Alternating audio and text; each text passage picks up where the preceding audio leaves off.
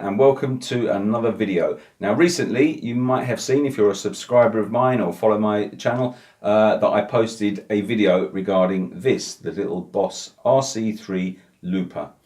The reason I posted this was because I wanted to add this for live use for an acoustic duo I'm working with, and the video I did was to do with running this in conjunction with the Boss Katana, where you have the foot pedal which is available for the Katana, so you can independently change tones while still using the looper pedal and actually having the sort of all the functionality out of this that you need to change the tones and also to have like something more solid to loop over, so you can actually have a bit of texture to your playing, if that makes sense. So then I came across this.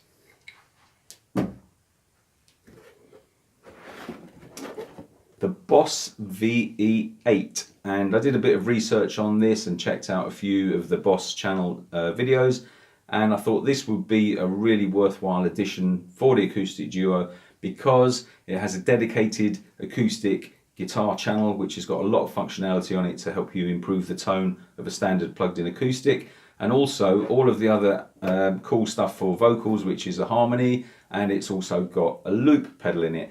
Now the loop pedal lacks a bit of the functionality of this in that you can't undo if you do a sort of a bad cycle, if you know what I mean. And this you can do an edit and take off the last one that you recorded if it was slightly out of time or whatever. But you know, you can forgive this for being that way because it has so much more flexibility. So I don't normally do unboxings, but I'm going to do one of those on this channel here, and then I'll talk to you a bit more about the unit. Okay, so let's have a look inside the box itself. So, decent looking instruction manual, and from what I understand on this, and obviously I'll explore this a bit further, it's worthwhile getting stuck into this because there's quite a few options in terms of the settings and the presets that you can have on this unit. There's our power supply, so obviously that's pretty decent. Looks like a good cable length, so you can get it where you need on the floor. Obviously it's quite important if you're using this to gig, you need to be able to get away from the power sockets sometimes. You don't want hundreds of big beefy cables all over the floor. So let's have a look at the unit itself. Pretty standard packaging, and there it is, that nice champagne coloured box. So got battery access in the back as well, so if you don't want to use the power supply, and there we go. So let's have a look in a little bit more detail, and then I'll be doing a follow-up video where we actually look at the unit itself and how it works. Okay, let's have a look at the construction. And so here it is, and I'm really sorry about if there's any reflection, because if you do follow my channel you'll know that I'm really bad at lighting things up. So I did invest recently in a couple of studio lights, and now they're actually really bright and I've got no idea how to control anything. But if you bear with me, I'll show you a bit more about this and talk to you in a bit more detail about it and give you my first impressions. So straight out of the box, it's a really sturdy little unit. As you can see, it's like a nice champagne-y colour. This got a steel casting on the top, and the bottom there's got some pretty decent rubber feet on it so that it's not going to move around on stage. As you can see on the back, there's also access for some batteries if you don't want to use the power supply which is included with it. Now on the back there's a ton of output options and input options which I'll have a brief look at in more detail. I won't go too mad about these because there are, there's some pretty good stuff on the Boss site, to be honest. So this is more about kind of giving my first impressions of it.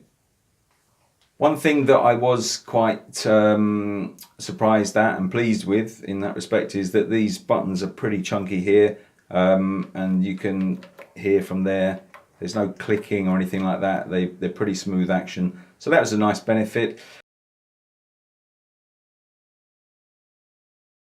I have used the unit, actually. I did have a play with it for a couple of hours before I shot this video. I was going to do just an unboxing and just talk about this, but it didn't seem to make much sense I didn't feel like I could add any value to talking about it unless I'd actually kind of had a little go with it. So I just want to talk to you about a couple of things about that. The first thing is the knobs themselves, they're all very smooth, they work very well, and when you do change the parameter on there, you get a good readout of what you're doing on there. You get some nice displays when you're trying to edit some options. I've heard a couple of people, or I've seen on other comments that people have said, you know, the unit's not backlit so that you can't tell what you're doing.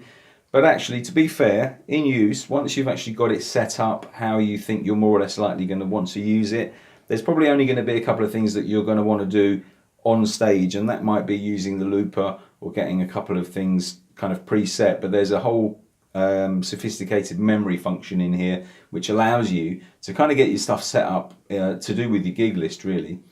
So the buttons themselves, like I said, they're all pretty functional, pretty sturdy, all good to touch, and it's quite obvious when you are doing something on there. So I don't really see a significant downside to that, because obviously, you know, they could have made a bigger screen, they could have made this bigger, they could have done this, but then you end up, you know, with a great big floor unit. And I actually personally like to travel light, and for me this makes quite economical floor space and a good unit size in general.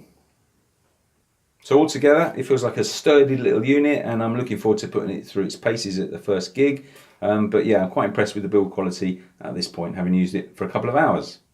As I said, I've used it for a couple of hours now. I went through some settings with the girl that I sing with, and we played around with some of the harmony options and actually getting some of the functionality out of it, because on the face of it, it looks like you've just got a couple of things there and you can dial in the amount of what you need in reference to that, whether it's an effect or a setting for the guitar or the vocal. But actually, there's quite a lot more editable functions within those individual sort of presets, if you like. So for example, the type of acoustic resonance that you select can then be dialed down. You can take some of the top off it, and then you can edit the actual frequencies, the high, middle, and low for the guitar. You can do the same for the vocals, for example, independently, and you can change things like the loop volume, you can change the harmony volumes. So there's lots and lots of nice functionality in there that's really practical. So you know, I think that once you've actually, if you're into this kind of thing and you're thinking about getting one of these, once you've played with it for a couple of hours, it's pretty intuitive. And I think there's a lot of connectivity options here depending on how you're running your rig, and you can also use it as an interface, which I won't be doing because, as you can see, I'm kind of sport for choice, and I also have a Focusrite Scarlett unit somewhere in here. I'll briefly go through some of the input and output functions here. So the guitar goes in there, and then your mic goes in there.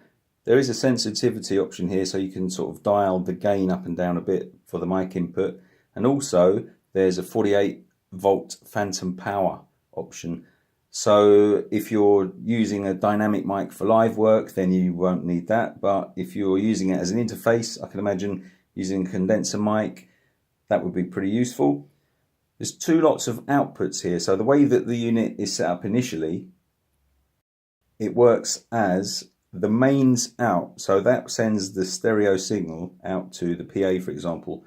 I did run that into my mixing desk just briefly. It sends out a pretty fierce output, and I had to dial the gain right back down on the inputs on the desk there, because obviously this is a preamp. They've got preamps in the Allen and Heath desk, so that was driving them quite hard. So direct out to the monitor, which we use, which is a Mackie Thump, that sounded fantastic. You can also send these out to an amplifier. So if you want to monitor your sound and send these out to a PA or just to your speakers like we're doing, then this is quite a nice option to give you a little bit of monitoring. But there's also a headphones option there. So you could in fact get this set up to an in-ear monitoring system if you wanted to take that output in and you're using that kind of thing if you're doing that on stage. Down here you've got a ground, just to reduce any hum options, and so that takes care of that. Here there's a input for if you're using for example the Boss, I think it's called an SF or FS5 or FS6 for functionality with the looper, which gives you some options there, or scrolling up and down the memory. And then there's your power in, actual on off switch, and your USB. All in all, first use, first impressions, solid little unit, and I'm looking forward to exploring it in a bit more detail. So that's it, a quick video just really to show you the sort of the first impressions of this unit. I will, once I've got used to it and had to play with some of the editing options, I will do another video just showing it in use, but like, you know, there's quite a few of those on YouTube already. So anyway, I hope you've enjoyed this video. If you're into this kind of stuff, and if you have anything that you want to ask me about, if it's recording guitars or any other aspects of recording, live use and stuff like that, please feel free to drop me a note in the comments. And if you've got any suggestions, and if you haven't already, please consider subscribing for more incredible high quality videos just like this one. Okay, see you next time. Cheers for now, all the best.